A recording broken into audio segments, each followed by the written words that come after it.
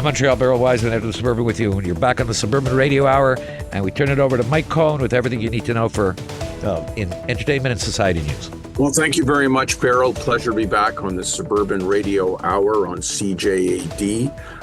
Dollar Des Ormeau's Marcy Grossman has enjoyed a distinguished 30-plus year career in the Canadian public service. She's retired, but most recently she was Canada's ambassador to the United Arab Emirates. And I got to sit down with her for my Cohen in the City podcast series for the Suburban when she was in town earlier this week. And here is part of that conversation that I bring to you on CJAD. Welcome to Marcy Grossman, the former Canadian ambassador to the United Arab Emirates, former consul general and diplomat in the Canadian government. Marcy was in Montreal to speak at the Shar Shemayim. What was that all about, Marcy?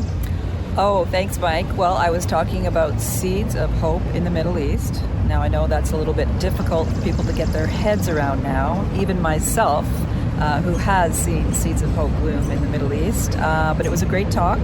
I spoke about my experience seeing the Abraham Accords bloom in the Middle East and peace between Israel and many of its Arab neighbors, and how peace can bloom in some of the most unexpected places and the most desolate climates.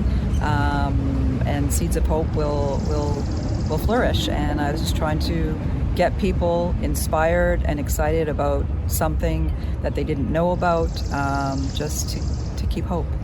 You spent 33 years in the public service, 22 years as a diplomat, and the last 3, I believe, as the Canadian ambassador to United Arab Emirates. That was the icing on the cake, I guess. That was the pièce de résistance. That was my mic drop moment. And didn't think I would be able to match the amazing opportunity and the challenge that was to make a contribution towards Middle East peace, being Canada's Jewish female ambassador during the Abraham Accords in the United Arab Emirates. I wanted to leave on a high note while I was still fresh, and I had stories to tell, and I wanted to be able to do that outside the parameters of the government of Canada. So now that you've retired as a diplomat and you're doing this full time, any organization listening to this interview could go to your website, marcygrossman.com. That is me. And they could engage your services. I would love that. I speak about, if I didn't already mention, women's empowerment, radical career transformation, and leadership in uncertain times. And of course, a little shout out before we go to Dollar Des Ormeaux, where you grew up. DDO, Riverdale High, 1981. Woo! Riverdale High, okay. You and Archie Andrews. Yes. That's terrific. Well, Marcy, good luck, and listeners could go to Cohen in the City on our website to see my full interview with Ambassador Grossman. Well, moving on to some other society and entertainment news, I was pleased to attend Share the Warmth's youth cocktail reception and silent auction recently at their Point St. Charles headquarters. This wonderful place provides food and clothing to the less fortunate, along with a lot of pedagogical programming. There was a silent auction, and Dunn's famous franchisee, Andy Hodis, vice chair of the board of Share the Warmth, he treated everyone on hand to freshly cut smoked meat sandwiches. Thank you, Tony Sama and company. It was a great evening, recognition awards, a good time had by all. The Lachine Hospital Foundation's signature gala recently raised $182,830 net to support the Dream Big Lachine Hospital campaign. That's an ongoing collaboration between the Lachine Hospital Foundation and the MUHC Foundation. This was an evening filled with 70s disco flair, delicious canopies, thrilling prizes. The fabulous Montreal Airport Marriott In-Terminal Hotel, a nice sponsor at the Suburban. We have their ads in all the time for their great brunch. It was converted into the Studio 514, a unique Montreal spin on the famed disco club, nightclub, the Studio 54, and it was a moving evening filled with celebration, and prominent members of the West Island business community came together to support the cause. Terrific. The Book of Izzy will have its official launch at the Museum of Jewish Montreal on Tuesday, May 14th at 7 p.m. in partnership with Bibliophile. You can get copies at the latter location on Queen Mary Road and on Amazon. This brilliant book, which I reviewed, it's written by Ben Gonshore, story about a man trying to find his own place between two worlds, as he reckons with letting go of his painful past to focus on creating a fulfilling present. Also, Danny Gallagher's amazing book about the Montreal Expos explosion, collection of essays related to the 36 seasons from 1969 to 2004. You can read all these stories that I talked about above in our FYI magazine, available on our website.